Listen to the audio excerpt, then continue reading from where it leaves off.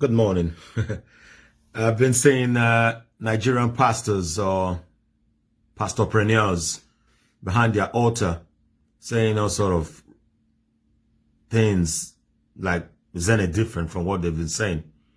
I hear some quoting Martin Luther King. Yes, Martin Luther King was like it was rightly called a reverend. He was a Baptist pastor. But you never saw him on Sundays preaching behind the altar. He never owned a church. He died penniless, by the way. Didn't have any money to his name like these private jets you guys fly around. You like to quote him a lot. He was always on the streets. Selma, you must have seen the movie. It was always behind the lines. The police batons was on his head. He didn't have the lajis that you guys have today, standing behind your altar and hiding behind your altar, hiding behind the do not touch my prophet or do my prophet no harm. Who said they was talking about you? I will gladly slap your face. I don't care about no touch, no my prophet. Stand behind your altar, hide behind there like the Nigerian issue don't touch you and your family. Because you're part of the corrupt elite. The politicians need you to make the people docile forever.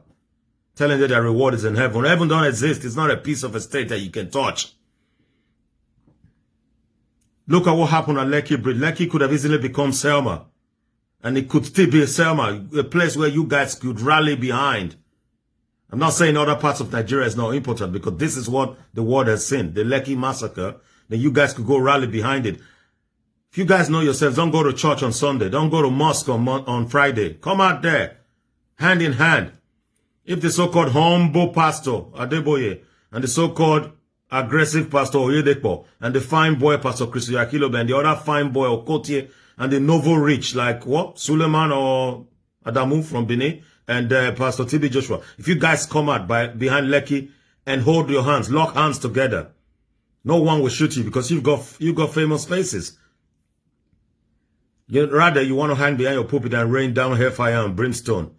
Prayers don't work, mate. God. Like God came from Nigeria. Like God even really cared if he existed. Look, to my Muslim brothers, sisters, my Christian brothers and sisters, don't go to church on Sunday or go to mosque on Friday.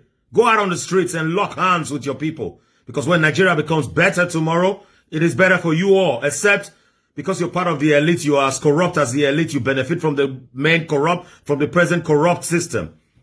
That's the only reason you would not stand up to fight or challenge it. You benefit from it anyway. You pastors from Fatoyinbo and all of you, you've been using police to brutalize people. You use police to protect yourself.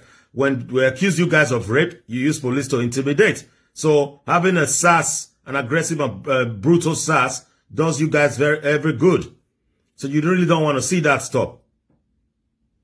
Yeah, you're corrupt from head to toe. You don't ask the right questions. You hide behind your pulpit. I wish Nigerians would wake up. Maybe they're waking up. You should be their next target, the places of worship. The churches, the mosque, you should be the next target. After they finish with the politicians and the police. Because you prop up the corrupt system. Just like the local chiefs and the obas and the so-called traditional rulers, the emirs, the gwangwama or whatever you call yourselves these days, the Igwes.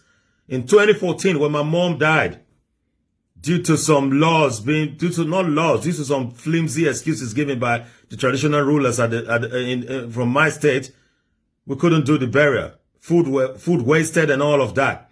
I remember I wrote a critical article.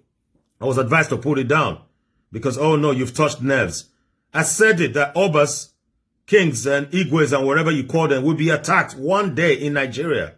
And their palaces will be burnt down. And they will be rightly placed in the museum where they belong because they're old relics.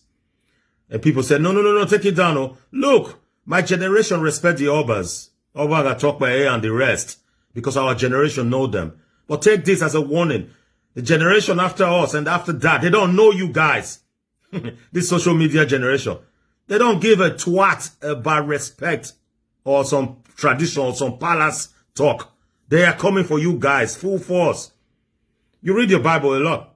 The Israelis, they became too comfy in Egypt, right? With the Pharaoh. They struck a deal. I think that deal was with Joseph, Potiphar time, you know? But when Pharaoh came that didn't know these present Jews, what happened? He enslaved all of them. They've started with the Oba of Lagos, sacred. I hear some so-called palace chiefs in Lagos saying, return the staff or else. Or else what? Or else what? What will happen? What will happen? Make it happen already. Look, rally behind the people. They're fighting for good for the nation. And when the nation is good, every one of us will benefit. Every one of us, both the native daughters. Come out en masse and protect those people. When Adeboyes, the Oyedepos and the Chris's, Oyakilomes and the Okotie stand behind the Fatoyimbos, the Adefarasi or wherever.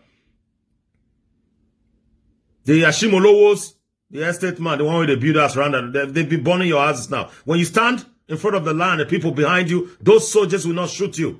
When they call the governor of the state and say, look at the people behind or standing in front of these people, they will order them not to shoot. Right, you want to hide behind your pulpit and be preaching lies. COVID chased you guys in. I hope this one chased you out forever. Jude speaks.